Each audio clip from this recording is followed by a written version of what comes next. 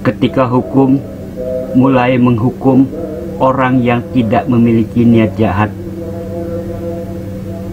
Saat kebijakan pemerintah mempidanakan orang tanpa motif jahat, maka kita sedang menyaksikan runtuhnya keadilan di negeri ini. Inilah kasus Tom Lembong, dan inilah saatnya publik bangkit menuntut jawaban. Saksikan video selengkapnya di channel ini.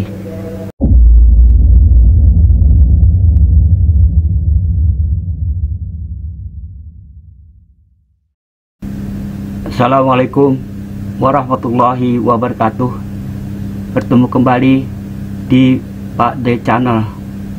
Kali ini kita akan membahas tentang tanpa niat jahat tidak ada pidana. Membongkar vonis aneh terhadap Tom Lembong. Dalam hukum pidana modern ada satu prinsip yang tidak bisa ditawar. Tidak ada kejahatan tanpa kesalahan. Ini bukan jargon, ini adalah pondasi.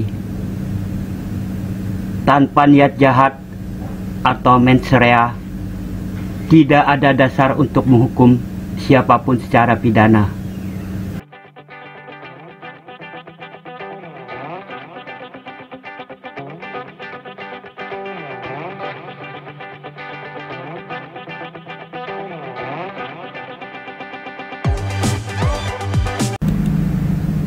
Tom Lembong saat menjabat Menteri Perdagangan mengeluarkan izin impor gula.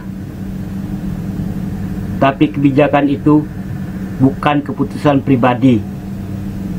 Ia lahir dari rapat lintas kementerian, bahkan dihadiri oleh Presiden. Tidak ada suap, tidak ada pemalsuan, tidak ada indikasi memperkaya diri sendiri. Dan publik pun bertanya, di mana niat jahatnya?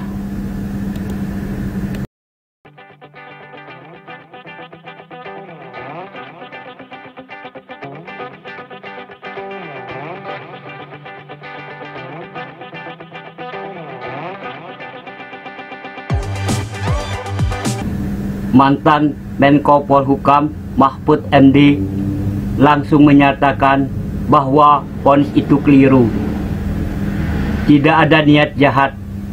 Ini bukan korupsi, tegasnya. Mahfud menyebut jika keputusan diambil sesuai prosedur dan tanpa niat jahat, maka itu kebijakan, bukan kejahatan. Ya, terima kasih Mas Novel. Jadi saya sama dengan Mas Novel sekarang. Saya selama ini tidak pernah sekalipun rasanya menyalahkan pengadilan yang menghukum koruptor. Tidak pernah sekali. Betul. Saya selalu mendukung kalau orang terdakwa korupsi itu dihukum. Tapi kali ini beda. Menurut saya putusan Tom Lembong ini salah. Pengadilannya salah. Salah dalam arti ya harus dikoreksi. Bukan salah kita mau mengintervensi independen. Harus dikoreksi melalui banding dan proses-proses lain, termasuk penilaian publik. Karena yang terjadi di dalam putusan itu kan jelas hakim mengatakan tidak ada mens rea. Iya kan? Dikatakan sendiri oleh hakim. Makanya saya lalu menanggapi ini bahwa putusan itu salah. Saya bilang salah aja. Meskipun seharusnya ya keliru atau kurang tepat, tapi saya bilang salah. Karena ini memang harus dikoreksi. Ya benar. Nah. Tapi jika tidak semua fakta menunjukkan tidak ada mens rea, kenapa hakim tetap menjatuhkan vonis bersalah? Apakah ada tekanan kekuasaan? Apakah pengadilan tidak bebas lagi? Kita tahu Dalam sistem hukum yang rentan intervensi politik, ada banyak cara mengarahkan putusan. Jaksa menutup fakta yang meringankan, hakim mengabaikan saksi kunci, atau vonis diputus demi agenda yang lebih besar. Dalam kasus Tom Lembong, banyak pihak menduga ini bukan soal hukum, tapi soal siapa yang masih punya kekuasaan dan siapa yang harus disingkirkan.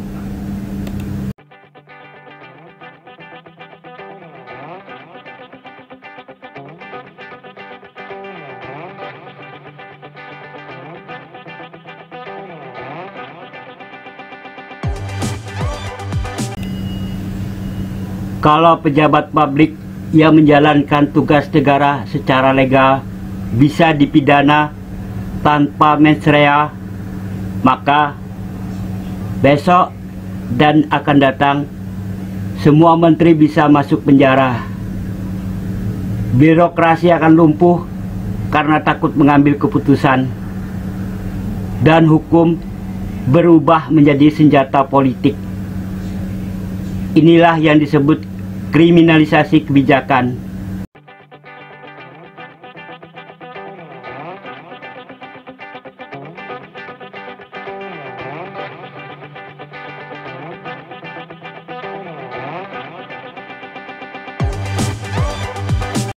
Dan ini adalah ancaman serius bagi demokrasi.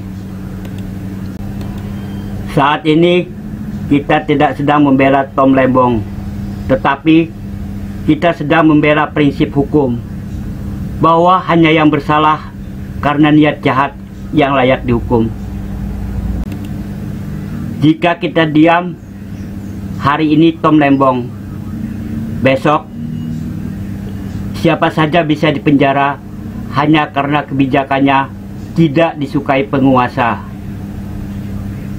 Hukum yang adil harus tegak, dan kebenaran tidak boleh dikalahkan oleh tekanan.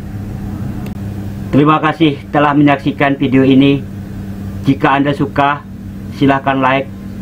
Jika ada pertanyaan atau komentar, silakan tulis di kolom komentar. Dan jika Anda ingin menonton video-video selanjutnya dari channel ini, silakan subscribe.